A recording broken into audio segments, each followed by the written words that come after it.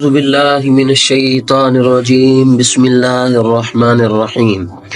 میں آج آپ کو ایک ایسی کہانی اور ایک ایسی سٹوری سناتا ہوں کہ جس سے ہمیں بہت بڑا سبق اور نالج حاصل ہوگا۔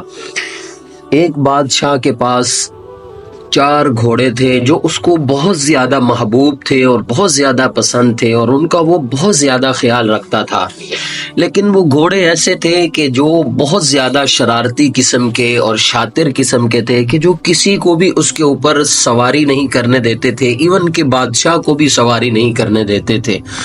بادشاہ نے اس کے لیے اعلان کروایا کہ کوئی ایسا شخص جو مجھے ان کی اس عادت کو صحیح کر کے دے، جو مجھے ان کے اوپر سواری کرنا یعنی جو ان کو ٹرین کر کے دے، میں اس شخص کو بہت بڑی رقم انعام کی دوں گا۔ لوگ آتے تھے اور آ کر کے کوشش کرتے تھے ان پر بیٹھنے کی، ان کو ٹرین کرنے کی، لیکن وہ گھوڑے جو بھی شخص ان کے اوپر بیٹھنے کی کوشش کرتا اس کو گرا دیتے، اس کو جو ہے نا جی کسی کی ٹانگ ٹوٹ جاتی، کسی کا بازو ٹوٹ جاتا، لوگ ناکام ہو کر کے چلے جاتے۔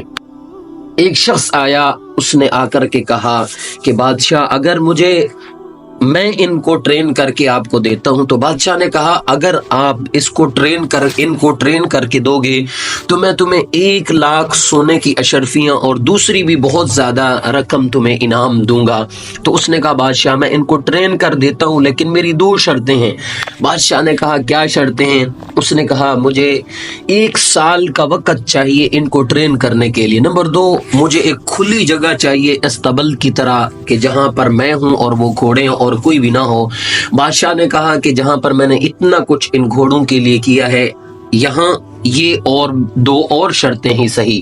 وہ شخص ان 2 گھوڑوں کو وہاں لے گیا اگلے دن، اور ان گھوڑوں کے ساتھ اس نے ان کو کھلا چھوڑ دیا، کوئی ان کو رسی اور لگام وغیرہ نہیں ڈالی، اور ان کو کھلا چھوڑ دیا، اور دیوار کے ساتھ ساتھ اس 4 دیوار استبل کی دیوار کے ساتھ ساتھ خود دوڑتا تھا تو گھوڑے بھی دوڑنے شروع کر دیتے تھے۔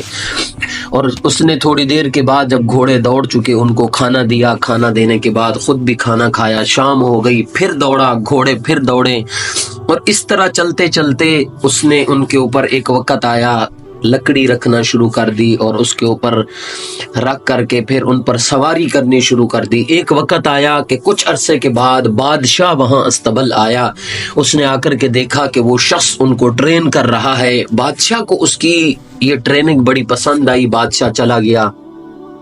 جب 1 سال کا وقت ہوا تو بادشاہ نے اس شخص کو بلایا اور اس نے آ کر کے کہا بادشاہ آپ کے یہ گھوڑے اس وقت ٹرین ہو چکے ہیں اور یہ بالکل کسی کو بھی گرانے کی کوشش نہیں کریں گے، آپ ان پر سواری کر سکتے ہیں۔ بادشاہ نے ان پر سواری کی، دیکھا، ان کو چیک کیا، گھوڑے بالکل ہی ٹھیک تھے اور ان پر سواری کرنا آسان ہو چکا تھا۔ بادشاہ نے اس شخص کو اپنے وعدے کے مطابق انعام کی رقم دی اور وہ رقم لے کر کے چلا گیا۔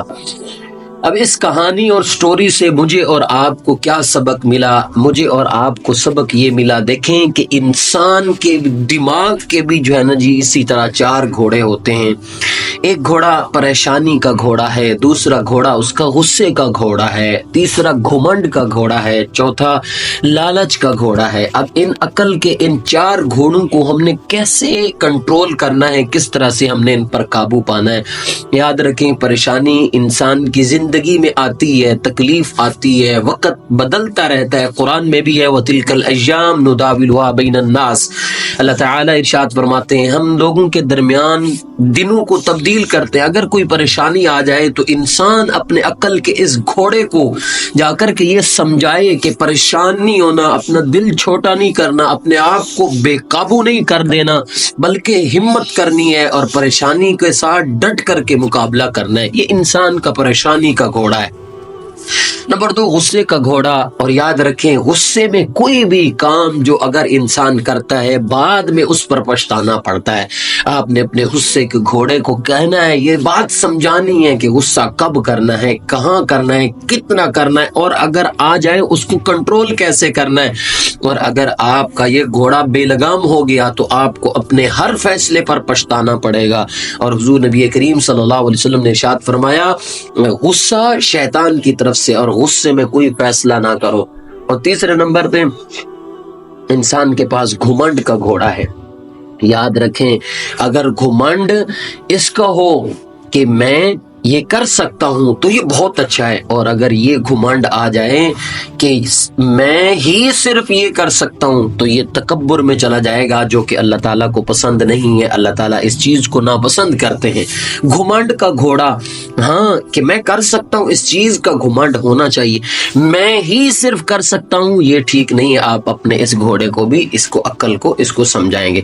اور تیسرے چوتھے نمبر پہ لالچ کا گھوڑا ہے۔ دیکھیں، اگر علم کا لالچ ہو تو یہ بہت اچھا گھوڑا ہے، اور اگر آپ کو لالچ ہو دنیا کا، حلال و حرام کے بغیر آنے کا، تو یہ گھوڑا بہت نقصان دے گا آپ کو، پریشانی کے وقت آپ کے اوپر لے کر کے آئے گا۔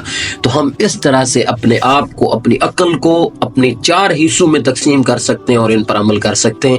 اللہ تعالی ہم سب کو عمل کی توفیق عطا فرمائے۔